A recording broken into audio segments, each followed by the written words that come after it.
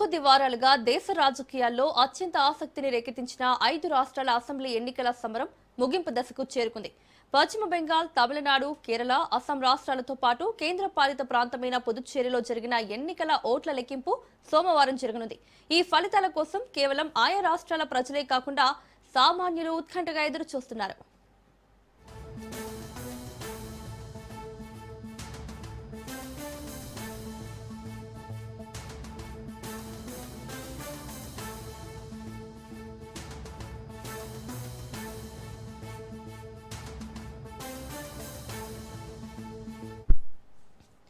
ఈ ఎన్నికల ఫలితాలు పలువురు రాజకీయ దిగ్గజాల భవితవ్యాన్ని తేల్చనున్నాయి. పశ్చిమ బెంగాల్ ముఖ్యమంత్రి మమతా బెనర్జీ, తమిళనాడులో ఎంకే స్టాలిన్, కేరళలో పినరయి విజయన్ వంటి అగ్రనేతల రాజకీయ ప్రస్థానానికి ఈ తీర్పు అత్యంత కీలకం కానుంది. ముఖ్యంగా బెంగాల్, తమిళనాడు ఫలితాల ప్రభావం జాతీయ రాజకీయ ముఖచిత్రంపై కూడా బలంగా ఉంటుందని రాజకీయ వర్గాలు అంచనా వేస్తున్నాయి.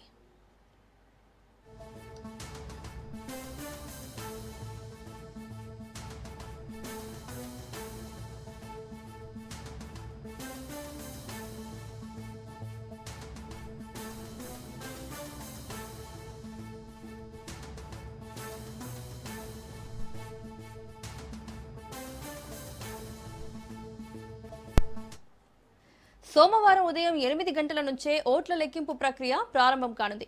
ఇందుకోసం కేంద్ర ఎన్నికల సంఘం ఇప్పటికే అన్ని రకాల భద్రత మరియు సాంకేతిక ఏర్పాట్లను పూర్తి చేసింది.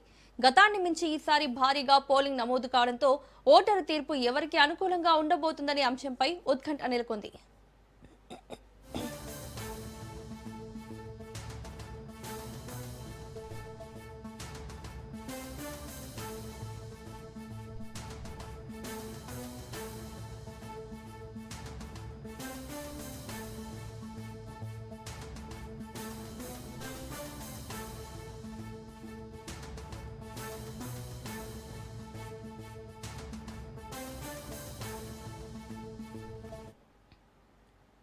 కరీంనగర్ పీఎంజే జ్యువెలరీ షాప్లో కాల్పులు కలకలం రేపాయి. తుపాకులతో షాపులోకి చొరబడ్డ 5 దొంగలు సిబ్బందిపై కాల్పులు జరిపారు. భారీగా బంగారు ఆభరణాలు దోపిడీ చేశారు. దుండగుల కాల్పుల్లో 4 సిబ్బందికి గాయాలయ్యాయి.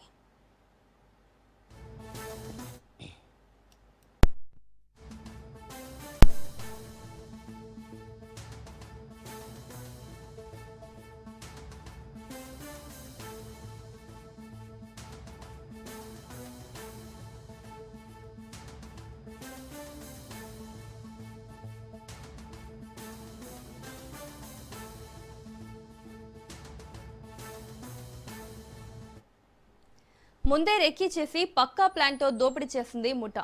2 బైకులపై వచ్చిన 5 దుండగులు ఉదయం 10 గంటల 45 నిమిషాలకు షాప్ తెరిచిన వెంటనే అటాక్ చేశారు. అడ్డుకోబోయిన సిబ్బందిపై కాల్పులు జరిపారు. అలారం మోగడంతో స్థానికులు భయంతో పరిగెత్తారు.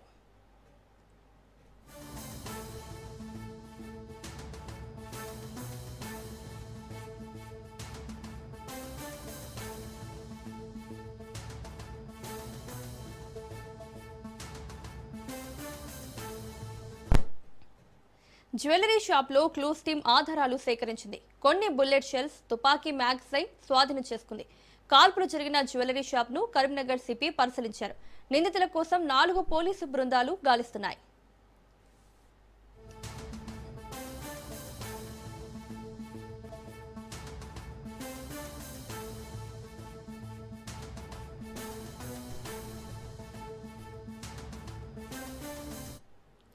పీఎంజే జ్యువెలరీ షాప్ దగ్గరకు కేంద్ర మంత్రి బండి సంజయ్ వెళ్లారు. కాల్పులు జరిగిన ప్రాంతాన్ని బండి సంజయ్ పరిశీలించారు. పోలీసులను వివరాలు అడిగి తెలుసుకున్నారు.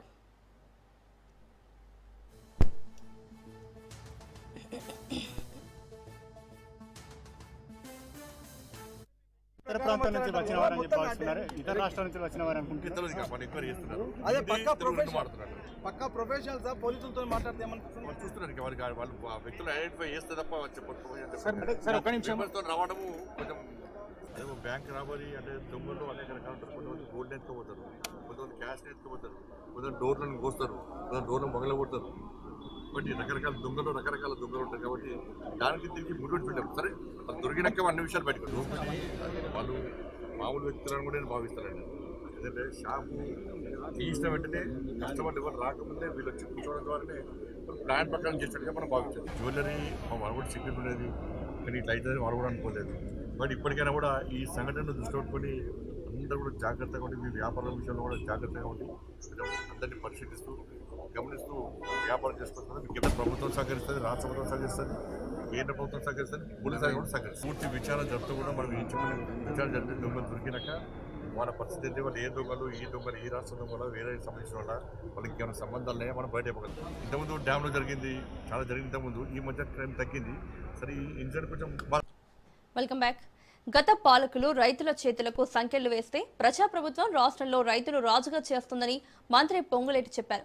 3 ఏళ్ల క్రితం కాంగ్రెస్ అగ్రనేత రాహుల్ గాంధీ సమక్షంలో ప్రకటించిన రైతు డిక్లరేషన్ మేరకు వారి సంక్షేమానికి చర్యలు చేపడుతున్నట్లు చెప్పారు. ఇప్పటి వరకు జరిగిన అన్ని ఎన్నికల్లోనూ కాంగ్రెస్ విజయం సాధిస్తున్నప్పటికీ విపక్ష పార్టీ పగటి కలలు కంటోందని విమర్శించారు.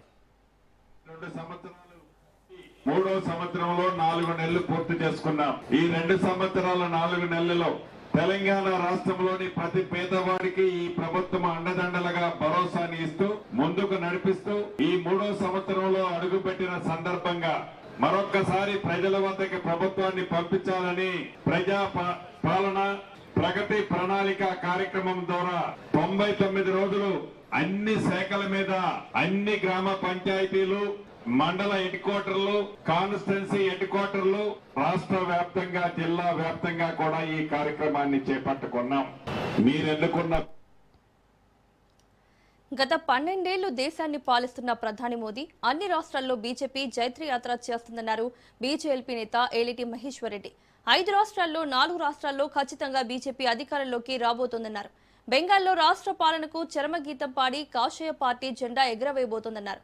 సికింద్రాబాద్ పరేడ్ గ్రౌండ్ సభను విజయవంతం చేయాలని పిలుపునిచ్చారు. తెలంగాణలో అధికారమే లక్ష్యంగా మోదీ పర్యటన సాగనుందన్నారు.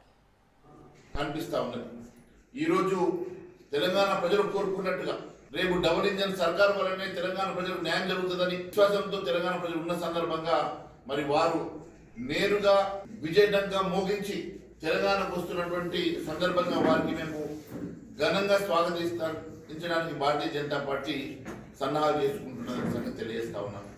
మరి దానికి ప్రజలందరూ కూడా తండోపతండాలుగా వచ్చి మరి ఆ సభను విజయవంతం చేయాల్సిందిగా మేము కోరుతా ఉన్నాం. కాంగ్రెస్ పార్టీ అవినీతి మీద, కాంగ్రెస్ పార్టీ చేస్తున్నటువంటి అనేకమైనటువంటి అంశాల మీద కూడా ఆయన చెప్పి మరి పార్టీకి రాజీనామా చేస్తే ఒక సీనియర్ నాయకులను కూడా కాపాడుకోలేని స్థితిలో ఈరోజు కాంగ్రెస్ పార్టీ ఉన్నది. మరి ఆ సీనియర్ నాయకుడు కూడా నిన్నటి వరకు విమర్శించినటువంటి టీఆర్ఎస్ పార్టీలో చేరడం నిజంగా అది బాధాకరం. గత అనేక సంవత్సరాలుగా టీఆర్ఎస్ పార్టీ మీద పోరాటం చేసి అనేక సంవత్సరాలుగా టీఆర్ఎస్ పార్టీ మీద అవినీతి ఆరోపణలు చేసినటువంటి పెద్ద మనిషి ఈరోజు మళ్ళీ ఏ ముఖం పెట్టుకొని టీఆర్ఎస్ పార్టీలో చేరాలని చెప్పి మేము అడుగుతా ఉన్నాం. అంతేకాకుండా ఒకరికొకరు పోటీగా సభలు పెట్టుకున్నారు. 2 సభలు కూడా పూర్తిగా వైఫల్యం చెందినాయి. ఏ సభలు కూడా లైవ్లీనెస్ లేకుండే. వీరు సభ పెట్టారని చెప్పి వారు సభ పెట్టారు వీరు, ప్రజలు మాత్రము ఏ సభలు కూడా స్పందన కనిపించలేదు. దాన్ని బట్టి స్పష్టమైతే ఉన్నది ప్రజలు ఎంత నిరాశ నిస్పృహలతో ఈరోజు ప్రజలు ఉన్నారు. ఈ ప్రభుత్వం మీద గత ప్రభుత్వము చేసినటువంటి అరాచకాలు ఇంకా ప్రజలు మర్చిపోలేదు. గత ప్రభుత్వం చేసినటువంటి అనేకమైనటువంటి అరాచకాలు, అనేకమైన అవినీతి అంతా కూడా ప్రజలు ఇంకా మర్చిపోలేదు. మరి అదే మాదిరిగా ఈ 2 సంవత్సరాల్లో ఈ కాంగ్రెస్ ప్రభుత్వం కూడా పూర్తిగా వైఫల్యం చెందడంతో ప్రజలు ఈ 2 పార్టీల మీద విశ్వాసం కోల్పోయి భారతీయ జనతా పార్టీ వల్లనే మాకు న్యాయం జరుగుతుందని, భారతీయ జనతా పార్టీ వల్లనే వారి జీవితాలు బాగుపడుతున్న ఆలోచనతో ప్రజలు ఈరోజు మా వైపు. ఆలేరులో ప్రజాపాలన కార్యక్రమం ఉద్రిక్తంగా మారింది. ఎమ్మెల్సీ తీన్మార్ మల్లన్న వ్యాఖ్యలతో కాంగ్రెస్ శ్రేణులు ఆగ్రహానికి గురయ్యారు. కాంగ్రెస్ పార్టీ గుర్తుపై గెలిచి అదే ప్రభుత్వాన్ని విమర్శిస్తావా అంటూ కార్యకర్తలు స్టేజ్ మీదకు దూసుకెళ్లారు. ఒక్కసారిగా పరిస్థితి ఉద్రిక్తంగా మారడంతో పోలీసులు జోక్యం చేసుకుని వారిని ఆపే ప్రయత్నం చేశారు. ప్రజాపాలన కార్యక్రమంలో ప్రభుత్వం హామీలు అమలు చేయడం లేదంటూ మల్లన్న చేసిన వ్యాఖ్యలే ఈ ఉద్రిక్తతకు కారణంగా తెలుస్తుంది. పరిస్థితి అదుపు తప్పడంతో తీన్మార్ మల్లన్న అక్కడి నుంచి వెళ్లిపోయారు.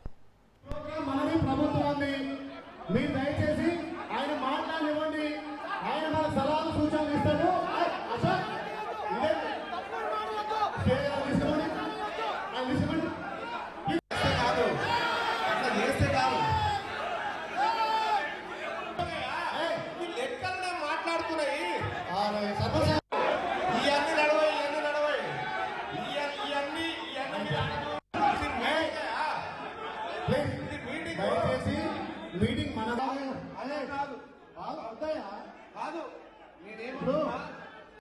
మనందరిది ప్రభుత్వము 90 రోజుల పాటు బృహత్తరమైన కార్యక్రమాన్ని తీసుకొని ముందుకు పోతున్నటువంటి సందర్భం. మహానాడు కార్యక్రమంపై మంత్రి ఆనం సమీక్ష నిర్వహించారు. ఇప్పటికే జిల్లా ఇన్ఛార్జ్ మినిస్టర్ ఫరూక్, జిల్లా మంత్రులు, ఎమ్మెల్యేలు స్థలాలను పరిశీలించామని, లక్షలాదిగా తరలి వచ్చే టీడీపీ కార్యకర్తలకు, ముఖ్య నాయకులకు ఎలాంటి అసౌకర్యం కలగకుండా ఉండే విధంగా కార్యక్రమాన్ని నిర్వహించేందుకు ఏర్పాట్లు చేస్తున్నామన్నారు. సేవలను అందించాలనే దాని మీద చర్చించుకోవడానికే ఈరోజు మేము అందరం ఇక్కడ కలవడం జరిగింది. ఎందుకంటే సమయం తక్కువ ఉంది. ఇప్పటికే శ్రీకాకుళం అనేటువంటి దానిలో అందరూ కూడా శ్రీకాకుళంకి ప్రిపేర్ అయ్యారు. కానీ ఈరోజు శ్రీకాకుళం నుంచి అది నెల్లూరు జిల్లాకి మహానాడు కార్యక్రమం మార్పు చేసేటువంటి అవకాశం ఉంది. కాబట్టి తప్పనిసరిగా ఈ మార్పుకు అనుగుణంగా మేము కూడా మా నియోజకవర్గాల్లో మా నాయకులు, కార్యకర్తలు, పార్టీ కార్యవర్గాలు అన్నీ కూడా సమాయత్తం కావాల్సింది. ఈ రోజు మధ్యాహ్నంలోగా నెల్లూరు జిల్లాలో ఎక్కడ ఈ మహానాడు కార్యక్రమం పశ్చిమ గోదావరి జిల్లా ఆకివీడిలో రామాలయ పునర్నిర్మాణానికి శంకుస్థాపన జరిగింది. ఆలయ నిర్మాణానికి డిప్యూటీ స్పీకర్ రఘురామ కృష్ణంరాజు శంకుస్థాపన చేశారు. ₹1 కోటి అంచనాతో ఆలయాన్ని నిర్మిస్తున్నారు. ఆలయ నిర్మాణం కోసం ఇప్పటికే కృష్ణాశీలలు ఆకివీడుకు చేరుకున్నాయి. అయితే రామాలయ నిర్మాణాన్ని వ్యతిరేకిస్తూ నేడు చలో ఆకివీడుకు బీఎస్పీ పిలుపునిచ్చింది. గొంతాలమ్మ ఆలయం కట్టాలని దళిత సంఘాలు డిమాండ్ చేస్తున్నాయి. ఆకివీడులో భారీగా పోలీసులను మోహరించారు. ఆందోళనకు దిగిన బీఎస్పీ కార్యకర్తల్ని అరెస్ట్ చేశారు.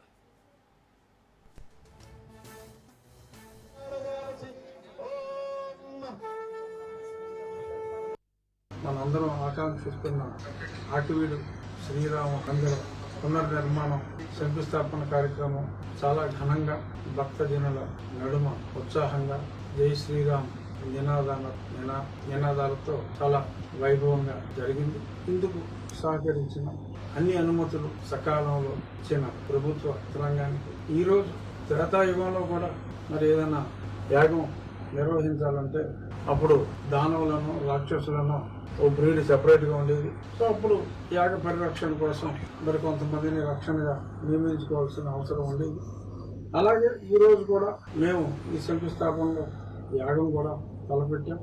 ఆ శంకుస్థాపన కార్యక్రమం ఆ యాగ భంగం కలిగిస్తారేమో అని మరి కొందరు కలిగిస్తాము అని చెప్పి మాట్లాడిన బ్యాక్గ్రౌండ్లో మేము కూడా రక్షణ కోసం రక్షక భటుల్ని అనగా పోలీసు వారిని వాడటం జరిగింది. సో రక్షణ వలయం కూటమి ప్రభుత్వం అధికారంలోకి వచ్చిన తర్వాత సామాన్యులు, కార్యకర్తలపైన అక్రమ కేసులు బనాయిస్తున్నారని మాజీ మంత్రి విడుదల రజని అన్నారు. 2019లో సోషల్ మీడియాలో పోస్టుల విషయంలో తనపై SC/ST కేసు నమోదైంది. ఈ కేసుకు సంబంధించి హైకోర్టు ఆదేశాలతో చిలకలూరిపేట పోలీస్ స్టేషన్కు విడుదల రజని హాజరయ్యారు. అనంతరం ప్రభుత్వంపై తీవ్ర విమర్శలు చేశారు. రాష్ట్రంలో హత్యలు, హత్యాయత్నాలు జరుగుతున్నాయని, ఇప్పటి వరకు 70కి పైగా జర్నలిస్టులపై కేసులు పెట్టారని విడుదల రజని ఆరోపించారు.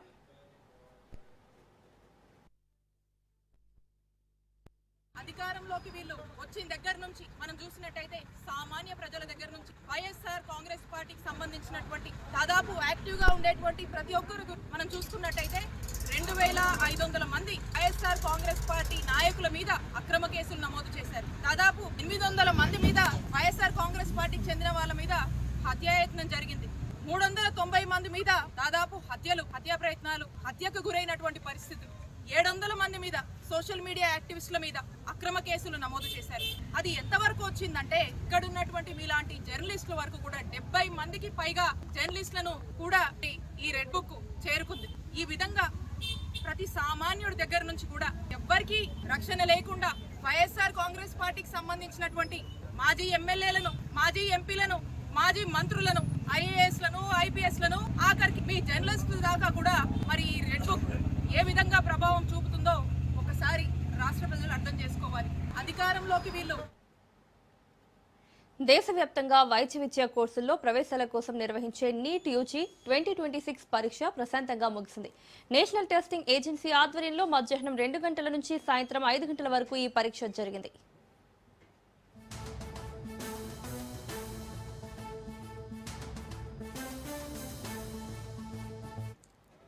ఈ ఏడాది దేశవ్యాప్తంగా 552 నగరాల్లో 14 అంతర్జాతీయ కేంద్రాల్లో కలిపి మొత్తం 22 లక్షల మందికి పైగా విద్యార్థులు పరీక్ష రాశారు.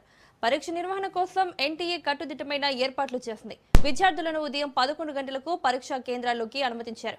మధ్యాహ్నం 1:30 గేట్లు మూసివేసి ఆ తర్వాత వచ్చిన వారిని లోపలికి అనుమతించలేదు.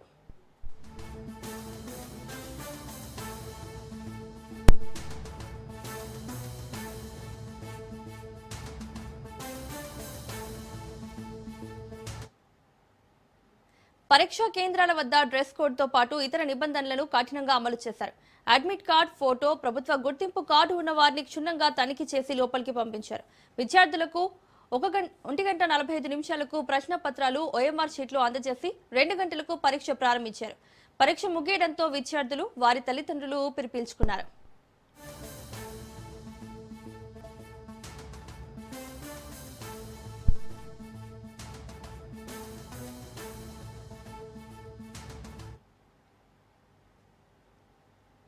అన్నమయ్య జిల్లా పీలేరులో హృదయ విదారక ఘటన వెలుగులోకి వచ్చింది.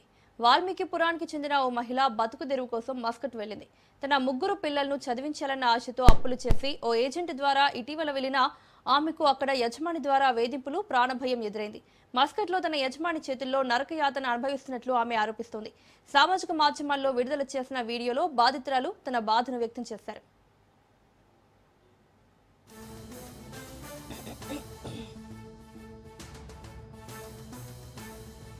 నన్ను కాపాడండి. నా పేరు షానాజ్, మాది ఊరు వైపాడు, లొకేషన్ నన్ను కాపాడండి. పవన్ కళ్యాణ్ అన్నా నన్ను కాపాడండి అన్నా, మీ కాలు కొట్టుకుంటాను. మీరు రోజు కొట్టే పని కొట్టి పెడతానని భయపడి బాత్రూంలోకి వచ్చి వీడియో చేసి పెడతానన్నా, నన్ను కాపాడండి అన్నా, మీ కాలు పట్టుకుంటాను, చంపేసినట్టుకుంటాడు. ప్లీజ్ అన్నా, పవన్ కళ్యాణ్ అన్నా కాపాడండి. నేను ఇట్లా మస్కట్లోకి వచ్చి ఇరుక్కునేసినానన్నా, నన్ను కాపాడండి అన్నా. ఇంకొంచెంసేపు వస్తే సెల్లు కూడా పెరుక్కునేసి బాగా వాతుతా అన్నాడు. అన్నం నీళ్ళు లేదన్నా, ఒక రూమ్లో బంధించేసినాడన్నా. బాత్రూంలోకి వచ్చి వీడియో తీసి పెడతానన్నా, మీ కాలు పట్టుకుంటాను, నన్ను కాపాడండి అన్నా. నాకు 3 బిడ్డలు ఉంటారన్నా, నాకెవరు లేరన్నా పట్టించుకునేదానికి. మీ కాలు పట్టుకుంటానన్నా, నన్ను కాపాడండి. నా బిడ్డల దగ్గరికి నన్ను చేర్చండి అన్నా. ప్లీజ్ అన్నా, నాకు భయం ఎత్తుకుంటాను, మీ కాలు పట్టుకుంటాను. నాకు ఫిట్స్ కూడా వస్తానన్నా వీడు కొట్టే దెబ్బలకి. మీ కాలు పట్టుకుంటాను, నన్ను కాపాడండి అన్నా. లేకపోతే నేను చచ్చిపోయినట్టుకున్నానన్నా. నాకు 3 బిడ్డలు ఉన్నారు, ప్లీజ్ అన్నా. సుమారు 30 సంవత్సరాలు వచ్చేసి అబూబకర్, వీళ్ళకు 3 పిల్లలు ఉన్నారు. ఈ కుటుంబ పోషణ కోసం ఈమె మస్కట్కు ఏజెంట్ ద్వారా వెళ్ళింది. అయితే అక్కడ కొన్ని సమస్యల వలన ఆమెకు ఇబ్బందులు ఎదురవుతుందనేసి వీడియో కాల్ ద్వారా ఎలాగైనా నన్ను ఇండియాకి రప్పించండి అనేసి ఒక మెసేజ్ పంపించింది ఇక్కడ ఉండే బంధువులకు. ఈ వీడియో కాల్ ద్వారా మనం తెలుసుకున్నది ఏమంటే, ఈమె అక్కడికి వెళ్ళి వర్క్ కోసం వెళ్ళి అక్కడ కొద్దిగా అక్కడ పనిచేసే యజమానుల నుంచి ఇబ్బందులు ఎదుర్కొని అక్కడ స్టక్ అయిపోయిందని తెలిసింది. ఈ వీళ్ళని ఎవరైతే పంపించారో ఏజెంట్, వాళ్ళ వివరాలు కనుక్కొని ఆ ఏజెంట్ ద్వారా ఈమెని ఇండియాకి. విశాఖలో ఆన్లైన్ ట్రేడింగ్ పేరుతో ఘరానా మోసం వెలుగు చూస్తుంది. చందు ట్రేడింగ్ బిజినెస్ పేరుతో అమాయకులే లక్ష్యంగా భారీ వడ్డీ రేట్లు ఇస్తానని నమ్మబలికి డిపాజిట్ల పేరుతో ప్రజల నుండి సుమారు 7 కోట్ల రూపాయలు వసూలు చేసి కేటుగాడు పరారయ్యాడు. మోసాన్ని గమనించిన బాధితులు పోలీసులను ఆశ్రయించారు. బ్రాంచ్ మేనేజర్ రవికుమార్ను అదుపులోకి తీసుకుని పోలీసులు విచారణ చేపట్టారు.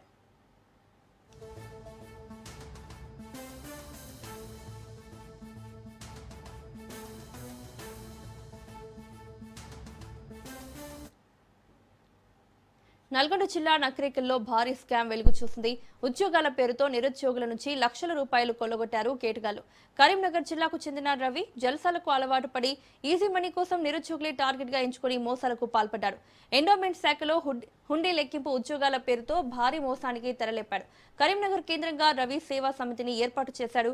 ఈ సమితిలోని సభ్యులతో తెలుగు రాష్ట్రాలతో పాటు కర్ణాటక, తమిళనాడులోని ఆలయాల్లో సేవా కార్యక్రమాలు నిర్వహిస్తున్నట్లు నమ్మబలుకుతూ ఎండోమెంట్ అధికారులతో మంచి సంబంధాలను ఏర్పాటు చేస్తున్నాడు.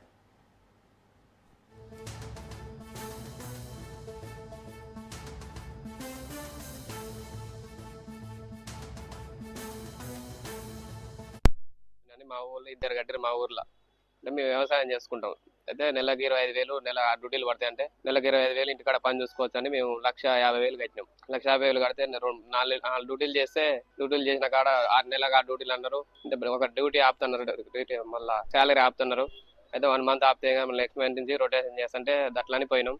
4 నెలలు చేసినాం. ఇంతవరకు జనవరిలో చేస్తే జనవరి డ్యూటీ శాలరీ ఏప్రిల్లో కొట్టిండు.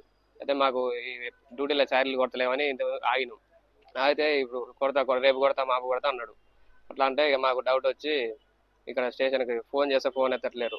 ఫోన్ ఎత్తకునే వరకు మేము 10 మంది కలిసి వచ్చి స్టేషన్లో ఫిర్యాదు చేస్తాం. దేవాదాయ శాఖలో పనిచేస్తుందని చెప్పేసి మా ఇంటి పక్కల ఎస్ నాగేష్, ఎస్ జనార్దన్ అని చెప్పేసి ఉన్నారు.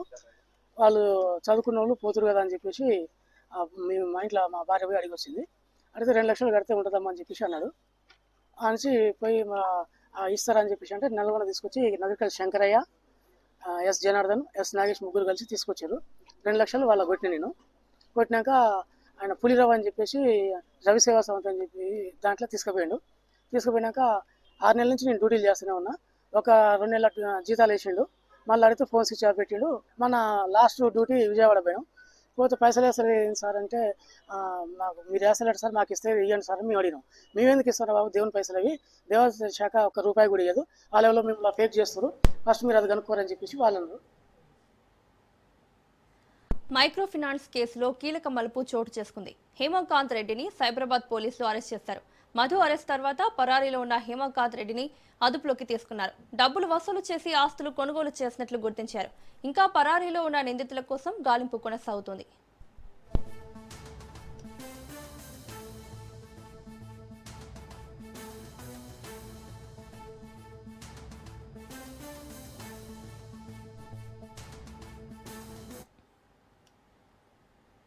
ఒంటిపై డీజిల్ పోసుకుని ఓ బీటెక్ విద్యార్థిని బలవన్మరణానికి పాల్పడిన ఘటన రంగారెడ్డి జిల్లా పరిధిలో చోటు చేసుకుంది.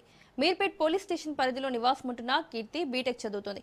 ఇంట్లో ఎవరూ లేని సమయంలో ఒంటిపై డీజిల్ పోసుకుని నిప్పంటించుకుంది. మంటల ధాటికి తీవ్రంగా గాయపడ్డ ఆమె అక్కడికక్కడే మృతి చెందింది.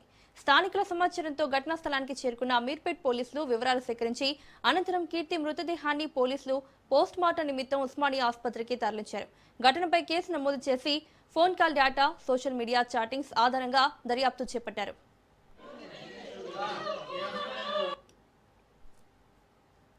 హైదరాబాద్ మీర్పేట్లో దారుణం జరిగింది. 2వీలర్ను ఓ కారు ఢీకొట్టింది. దీంతో 2వీలర్పై వెళ్తున్న వ్యక్తికి తీవ్ర గాయమైంది. కారును అడ్డుకున్న బాధితుడి తండ్రితో డ్రైవర్ వాగ్వాదానికి దిగాడు. కారు బ్యానెట్పై అతన్ని 2 కిలోమీటర్లు ఈడ్చుకెళ్లాడు. अरे आपको पुलिस वाला फोन చేసుకో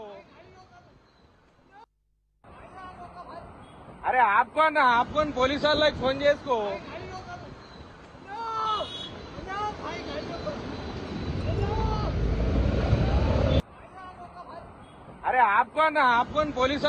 చేసుకో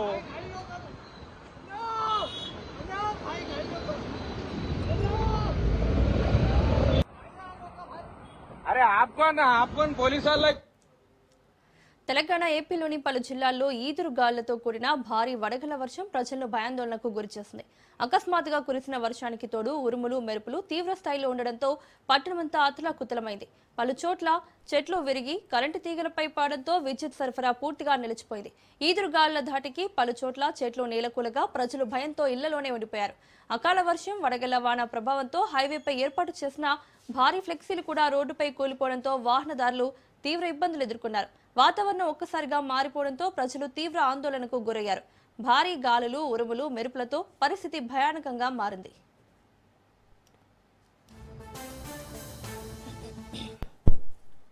కాకినాడ జిల్లాలో వాతావరణం ఒక్కసారిగా మారిపోయింది. సామర్లకోట, పెద్దాపురం మండలాల్లో అకాల వర్షం కురిసింది. ఈదురు గాలులకు చెట్లు, కరెంటు పోల్స్ విరిగిపోయాయి. వర్షానికి కళ్ళాల్లో ఉన్న ధాన్యం తడిచిపోయింది. పంటను కాపాడుకునేందుకు రైతులు కష్టాలు పడుతున్నారు.